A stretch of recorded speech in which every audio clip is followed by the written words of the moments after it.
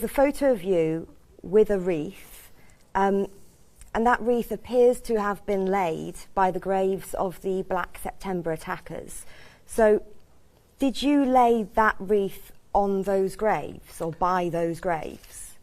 The Black September attackers, as you refer to them, some of those that were accused of that were actually killed in Paris, and some of those were killed in Beirut by Israeli agents. There were people there who were not involved in anything to do with that whatsoever.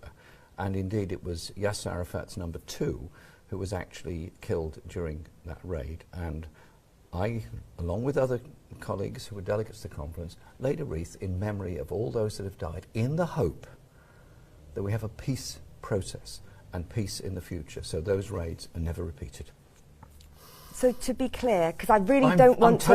I'm totally clear. I'm totally clear that the way forward is of peace, the way forward is of dialogue, the way forward is of recognition.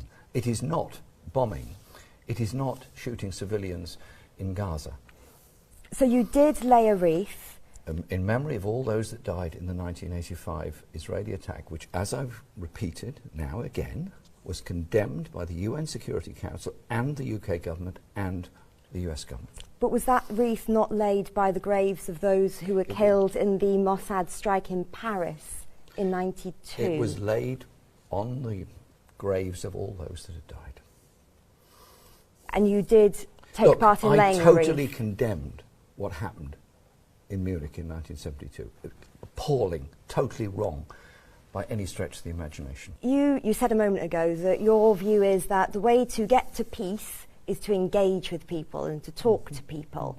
And you've said that you've shared platforms with people who you disagree with entirely as a means to doing that.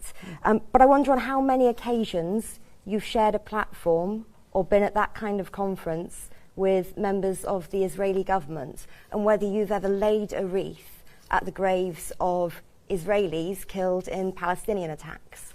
I've met many people from Israeli Parliament, the Knesset, over the years. I mean, he'd visited the Knesset, and I met visiting Israeli delegations when they've been to Britain.